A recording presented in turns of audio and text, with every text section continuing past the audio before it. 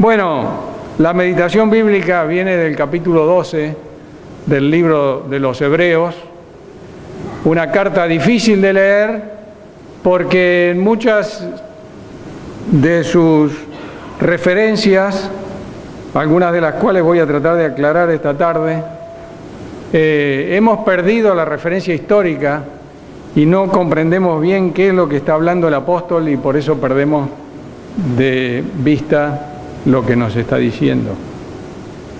En el capítulo 12, que es sobre el que vamos a estar meditando hoy, comienza el apóstol en los versículos 1 y 2 relacionando la vida cristiana con una carrera. Como bien leyó nuestro querido hermano Edwin, dice: por tanto nosotros también, teniendo en derredor nuestro tan grande nube de testigos, despojémonos de todo peso y del pecado que nos asedia y corramos con paciencia la carrera que tenemos por delante, puesto los ojos en Jesús, el autor y consumador de nuestra fe, el cual por el gozo puesto delante de él sufrió la cruz, menospreciando lo oprobio, y se sentó a la diestra del trono de Dios. La vida cristiana es una carrera larga, es una carrera de maratón, es una carrera para toda la vida. Además es una carrera con obstáculos, dice el apóstol, es una carrera difícil, es una carrera problemática, es una carrera que hay que correr con paciencia. Para poder correr esa carrera con éxito, hay que prepararse. La carrera demanda correr lo más lejos posible, con el menor esfuerzo posible. Por eso hay que abandonar, dice el apóstol, las molestias externas, todo peso, y hay que abandonar las molestias internas, es decir, el pecado que nos asedia. Y también es una carrera para la cual hay que poner la vista en Jesús. Todo aquel que corre una carrera corre con la vista puesta en el premio que va a lograr. Jesús es el premio de nuestro llamamiento. Y luego en los versículos 3 al 11, que no voy a volver a leer, el autor agrega que la carrera cristiana requiere que corramos con disciplina. La carrera cristiana necesita la disciplina que viene de Dios, de la misma manera que nuestra vida necesitaba la disciplina que vino de nuestros padres. Dios, que nos quiere como a hijos e hijas, nos pone bajo disciplina para que lleguemos a ser como Dios es, para que nos perfeccionemos, para que podamos vencer las dificultades que nos hacen tropezar en el camino, para que podamos correr con paciencia la carrera que tenemos por delante. Y continuando con esa comparación, en el texto que vamos a leer y meditar en esta tarde, el autor nos va a decir que para poder correr con eficacia y con paciencia esta carrera cristiana y para poder mantenernos bajo la disciplina de Dios, tenemos que hacer sendas derechas. Tenemos que correr por sendas que nos lleven por donde Dios quiere que vayamos y no por donde a nosotros se nos ocurra caminar. Así dice el texto, Hebreos capítulo 12, versículos 12 al 17. Dice: por lo cual, levantad las manos caídas y las rodillas paralizadas, y haced sendas derechas para vuestros pies, para que lo cojo, es decir, lo que anda medio mal, no se salga del camino, sino que sea sanado. Seguid la paz con todos y la santidad, sin la cual nadie verá al Señor. Mirad bien, no sea que alguno deje de alcanzar la gracia de Dios, que brotando alguna raíz de amargura os estorbe y por ella muchos sean contaminados. No sea que haya algún fornicario o algún profano como Esaú, que por una sola comida vendió su primogenitura. Porque ya sabéis cómo, después, deseando heredar la bendición, fue desechado y no hubo ya oportunidad para el arrepentimiento, aunque lo procuró con lágrimas. Hermanos, en cuanto a caminos y posibilidades de avanzar, los seres humanos hemos desarrollado dos posibilidades. Las dos están basadas sobre la rueda, que es probablemente la invención más grande que el ser humano hizo en su historia, la rueda. Pero hay dos modelos. O la rueda lleva al camino, o el pie lleva al camino, o el camino lleva al pie. Y los ejemplos son los siguientes. Cuando el pie lleva al camino, es como el automóvil.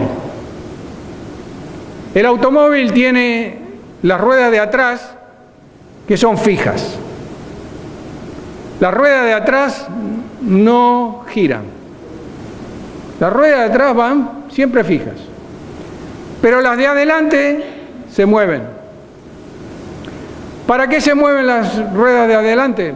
Pues para poder elegir el camino. Cuando yo voy manejando el carro, voy decidiendo hacia dónde va a ir mi carro. ¿Va a ir derecho? ¿Va a doblar? ¿O va a doblar para el otro lado? La rueda lleva al camino. La rueda decide dónde el camino va. Pero hay otro modelo. Y ese que el camino lleva a la rueda. A ver si a alguien ya se le ocurrió cuál es el ejemplo. ¿Cuál es el ejemplo? El tren. El tren marcha sobre los rieles. Si usted no tiene rieles, su tren no va a marchar. Justamente uno de los problemas de los trenes es cuando los trenes se descarrilan, se van del carril, se van de la vía. Cuando el tren se sale de la vía, no tiene pues a dónde ir, queda ahí clavado en la tierra y no puede avanzar hasta que viene una grúa, lo levanta y lo pone nuevamente sobre las vías y ahora el tren puede. Esa es la posibilidad de la vida cristiana según el autor de Hebreos.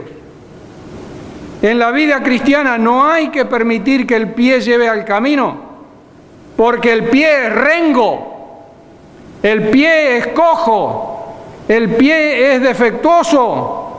Somos todos pecadores y seguimos nuestros instintos y vamos a caminar por malos caminos, porque el pie lleva al camino y el pecado lleva a más pecado. Y la mentira lleva a más mentira. Y la degradación lleva a más degradación. Por eso el pie no debe llevar al camino. Por eso dice el autor de Hebreos, hace falta hacer sendas derechas, como las sendas del tren. Las vías del tren son derechas. Es cierto que las vías giran, pero no giran en 90 grados. Giran de una manera muy suave para que el tren pueda ir girando. De hecho, según las curvas, son las velocidades. Acuérdense de ese tren que descarriló en Pensilvania, creo que fue. ¿Por qué? Porque iba demasiado rápido en una curva donde tenía que ir no más de cierta cantidad de millas.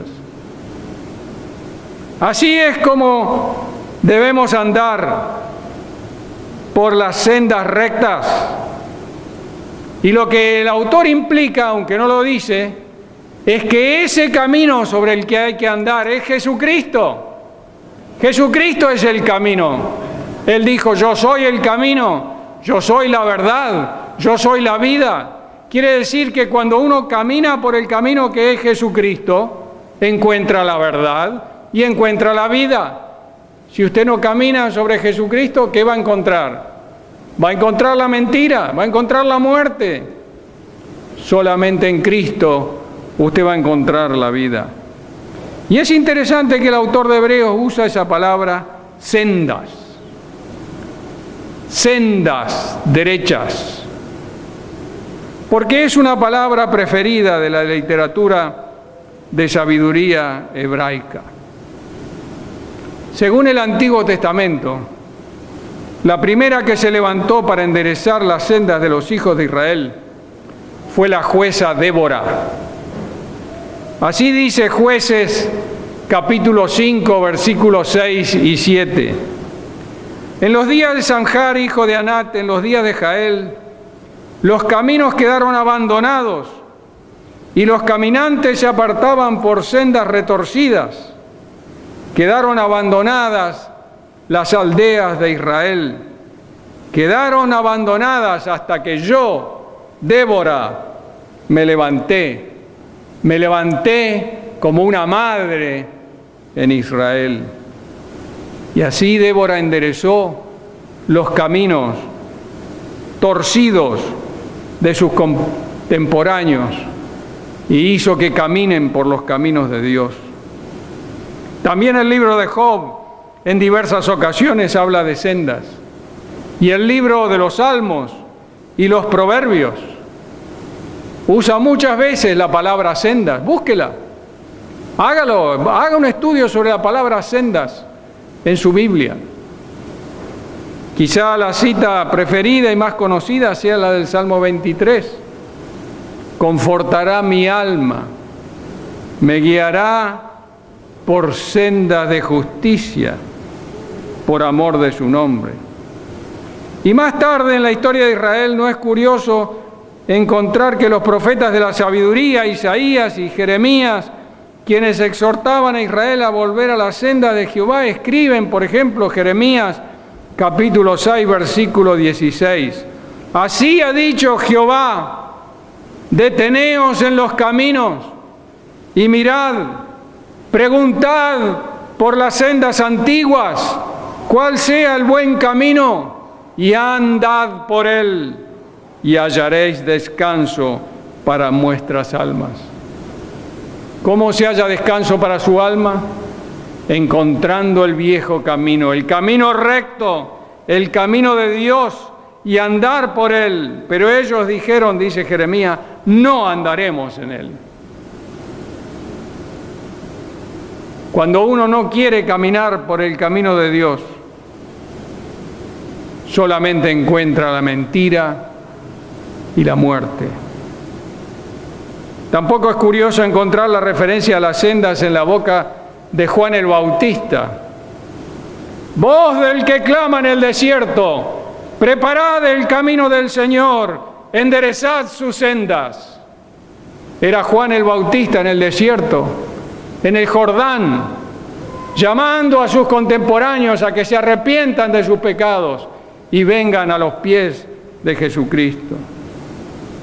Y aquí en el texto que hemos leído, el autor de Hebreos hace un llamado a volver a las sendas de Dios y hace algunos comentarios de cómo construir esas sendas rectas. El primer comentario está en los versículos 12 y 13.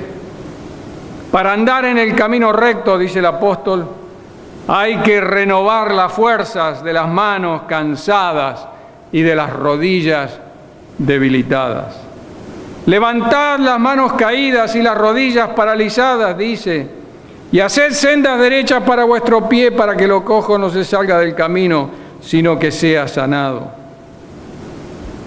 Por andar en el camino de la vida muchas veces andamos cansados andamos desalentados, andamos desanimados, andamos con las rodillas cansadas, con las manos debilitadas, con los dedos duros y ateridos.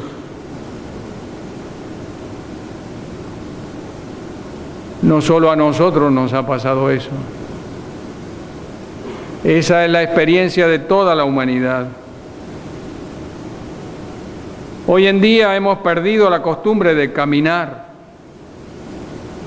Ya no sabemos nosotros qué significaba en los tiempos antiguos caminar largos trechos de camino, siempre a pie. Los más agraciados iban en caballo o en burro, y los verdaderamente ricos iban en carros y carrozas. Pero la gran mayoría de la gente iba caminando. Después de mucho caminar, las piernas se entumecen, se adormecen, ya no sienten el dolor. Es tan así que se pierde la sensibilidad de la parte baja del cuerpo hasta que parece que uno ya no tiene pies. Y si uno no cede a la tentación de parar, luego puede caminar por largos trechos. Pero si uno se para a cada vuelta del camino, si uno se para cada vez que se le cansan los pies, entonces no va a llegar a ningún lado. Por eso dice el apóstol, hace falta levantar las manos caídas y afirmar las rodillas debilitadas. Si uno vive quejándose de las dificultades, solo gana más dolor y más pena. Hay que aprender a sentirse agradecido al Dios por el camino en el que nos ha puesto y levantarnos cada día de la cama para caminar el trecho de camino que nos toca recorrer ese día, sabiendo que aunque sea un camino nuevo, aunque sean sendas que nadie ha recorrido antes, el Señor va delante de nosotros y nos lleva de la mano.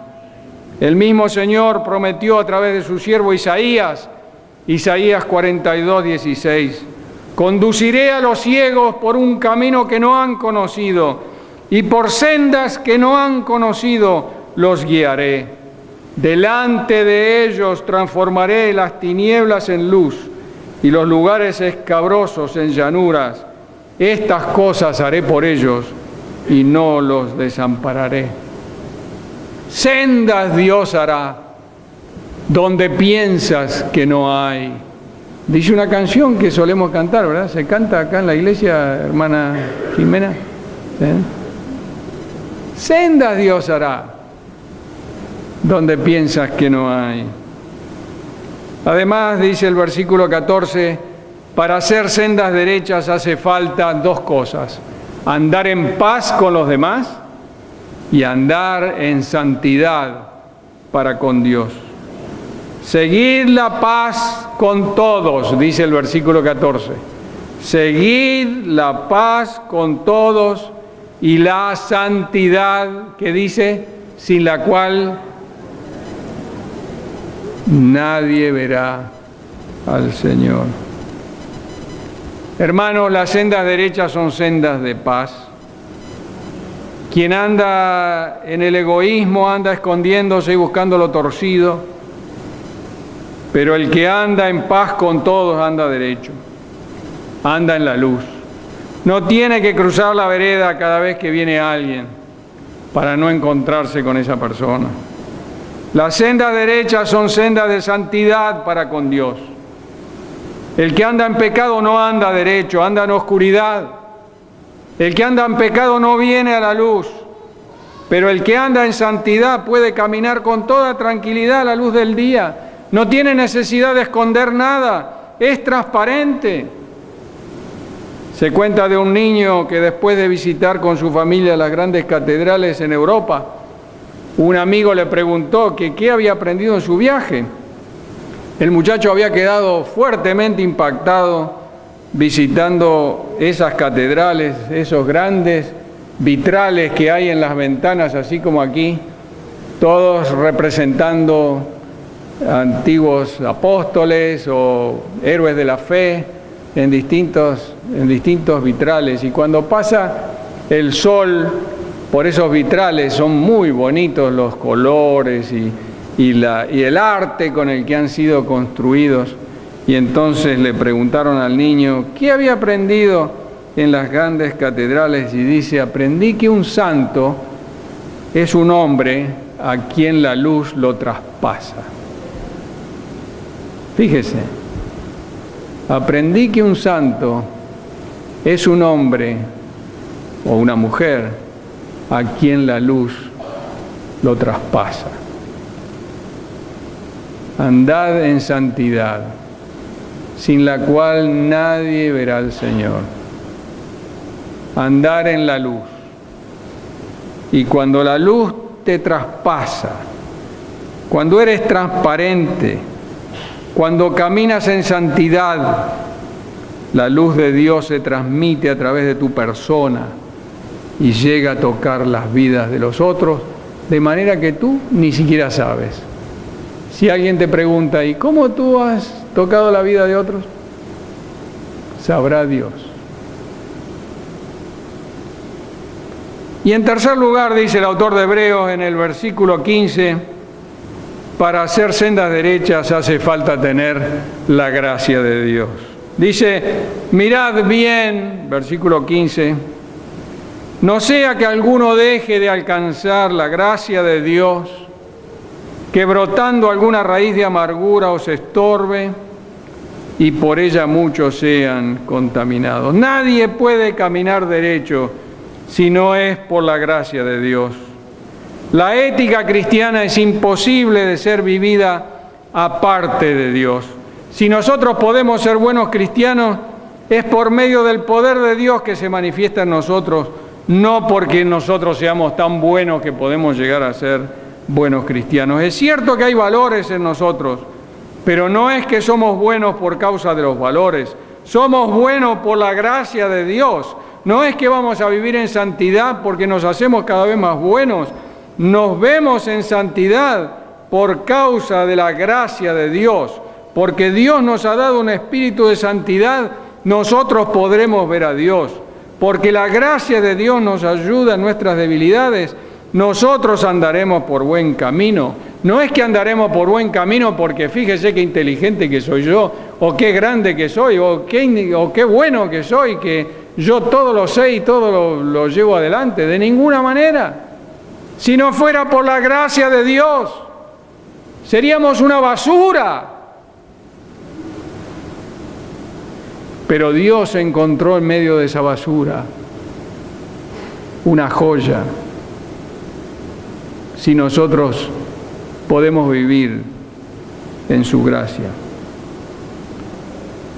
Y el ejemplo que recuerda el autor de Hebreos es el de Esaú. Hebreos es el libro de las advertencias cristianas contra la apostasía. Hay 7 advertencias en el libro de Hebreos contra la apostasía. Y como que cada una es más fuerte que la otra, y esta es la más fuerte de todas. El que no haga sendas derechas dejará crecer dentro suyo, dice el autor, una raíz de amargura.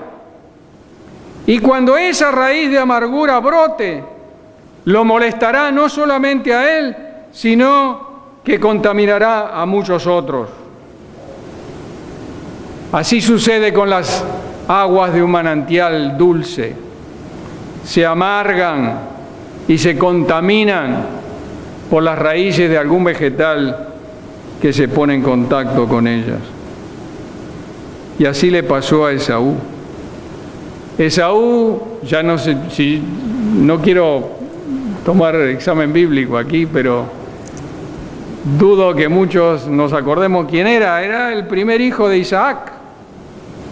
Esaú y Jacob fueron mellizos, pero el que primero salió fue Esaú. Quiere decir que llevaba con él todos los derechos de la primogenitura. Pero la Biblia nos muestra que él menospreció su primogenitura y se la vendió a su hermano Jacob por un plato de guisado rojo. Así lo cuenta el texto, Génesis capítulo 25, versículo 29. Y guisó Jacob un potaje, y volviendo Esaú del campo cansado, le dijo a Jacob: te ruego que me des de comer de tu guiso rojo, porque estoy muy cansado.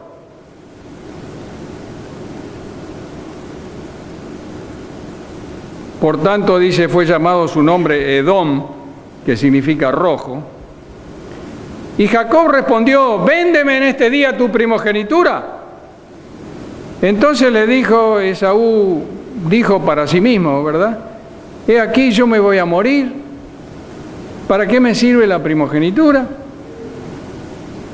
Y le dijo Jacob: júramelo. Y él se lo juró y le vendió su primogenitura. Entonces Jacob le dio del guisado de lentejas.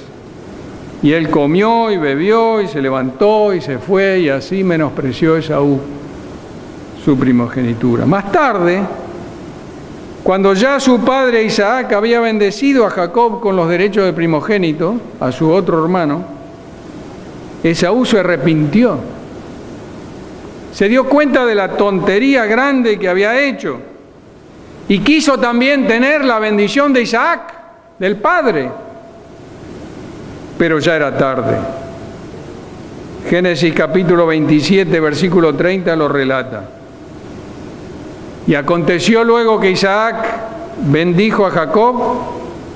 Apenas había salido Jacob de delante de Isaac su padre, que Esaú el hermano volvió de cazar. E hizo él también un guisado, y lo trajo a su padre y le dijo: levántese, padre, y coma de la caza que le trajo su hijo para que me bendiga. Entonces Isaac le dijo: ¿y quién eres tú? Hay que recordar que Isaac era ciego en aquel momento, tenía macular degeneration, no, eso no dice la Biblia, pero algo así, y el pobre hombre no podía ver quién era, y el otro se había puesto, lo engañó totalmente a su padre para lograr la bendición del padre con la primogenitura. Se puso unos vellones en los brazos porque el otro, el Esaú era todo peludo y el otro era pelado. Y entonces el pelado se hizo peludo para engañarlo al padre y lograr la bendición, así nos cuenta la Biblia. Y entonces cuando llegó Esaú a pedirle la bendición, le dijo: ¿y quién eres tú? Y Esaú le dijo: yo soy tu hijo, tu primogénito. Y entonces dice que se estremeció Isaac grandemente y dijo: ¿y quién es el que vino aquí, que trajo caza y me dio y comí antes que tú viniste? Yo le bendije y será bendito. Y cuando oyó las palabras Esaú de su padre, clamó con una muy grande y amarga exclamación y dijo: bendíceme también a mí, padre mío. Y él le dijo: ya vino tu hermano con engaño y tomó tu bendición. Y Esaú respondió: bien llamaron su nombre Jacob, que quiere decir el que suplanta, porque me suplantó 2 veces. Se apoderó de mi primogenitura y ha tomado mi bendición. Y dijo Esaú: ¿no has guardado bendición para mí? E Isaac respondió y dijo: yo le he puesto por señor tuyo, y le he dado por siervo a todos tus hermanos. De trigo y de vino le he provisto. ¿Qué pues te haré a ti ahora, hijo mío? Y Esaú respondió a su padre: no tienes más que una sola bendición, padre mío, bendíceme también a mí, padre mío. Y alzó Esaú su voz y lloró. Cuando ya llega el tiempo de darse cuenta de la tontería y de llorar, ya es demasiado tarde. Por eso hay que hacer sendas derechas. Esaú pretendió caminar derecho con pies torcidos. Esaú menospreció andar derecho y quiso lograr la bendición de Dios. Y para acentuar la seriedad de su advertencia, el autor de Hebreos termina esta sección de su carta con un tremendo llamamiento a la responsabilidad personal, y a que nos demos cuenta como cristianos a qué es lo que nos hemos acercado. El versículo 18 dice: porque no os habéis acercado al monte que se podía palpar, que ardía en fuego, a la oscuridad, a las tinieblas y a la tempestad. ¿A qué se refiere? ¿Qué es esto? Esto era lo que los judíos se habían acercado, los israelitas se habían acercado. ¿A qué? Al monte Sinaí, hermanos. Se refiere a la experiencia de Israel. Cuando Dios le entregó la ley a Moisés en el monte Sinaí, que ardía en fuego, en oscuridad, en tinieblas y en tempestad. No os habéis acercado, versículo 19, al sonido de la trompeta y a la voz del que hablaba, la cual los que oyeron rogaron que no le hable más, porque no podían soportar lo que se les ordenaba, que si aún una bestia tocara el monte tendría que ser apedreada o pasada por dardo. Y tan terrible era lo que se veía que Moisés dijo: estoy espantado y temblando. Se refiere a la revelación de Dios. No nos hemos acercado a esa revelación. Esa es la revelación de los antiguos, la revelación de los israelitas.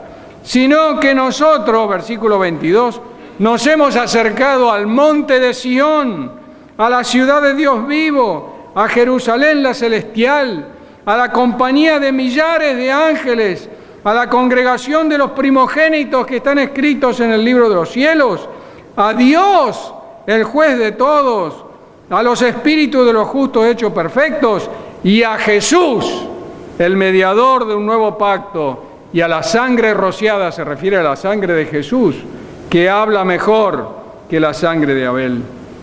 Y acá viene la advertencia: mirad que no despreciéis al que habla, porque si no escaparon aquellos que desecharon al que los amonestaba en la tierra, mucho menos nosotros si desecháramos al que nos amonesta desde los cielos. La voz del cual conmovió entonces la tierra, pero ahora ha prometido diciendo: una vez más, y conmoveré no solamente la tierra, sino también el cielo. Y esta frase, una vez más, indica la remoción de las cosas movibles como cosas hechas, para que queden las inconmovibles. Así que recibiendo nosotros un reino inconmovible, tengamos gratitud y mediante ella sirvamos a Dios, agradándole con temor y reverencia, porque nuestro Dios es fuego consumidor. Nuestro Dios es fuego consumidor. La advertencia es muy clara. Si ellos no escaparon, tampoco escaparemos nosotros. Hermanos, todos tenemos pies torcidos. El que habla y los que escuchan. Nadie puede decir que tiene los pies derechos. Por eso hace falta hacer camino derecho. El camino tiene que estar derecho, para que el pie no se salga del camino, para que la rueda del tren no se salga de la vía, porque si el tren se sale de la vía, se acabó, no va a ningún lado. Todos necesitamos sendas derechas, sendas en las que se renueven las manos caídas y las rodillas paralizadas, sendas de paz con los demás y de santidad para con Dios, sendas de amor y sendas de gracia de parte de Dios. Por eso, hermanos, hermanas, hagamos sendas derechas y caminemos por ellas. Y si el enemigo viene a torcernos la senda, decir: un momento, cuidado, esta es la senda recta por la que yo he decidido caminar. Es preferible que te duelan los pies por la disciplina de Dios y no que después, como Esaú, seas desechado porque no supiste caminar por el camino recto que Dios te mandó. Para andar con Jesús no hay senda mejor que guardar sus mandatos de amor.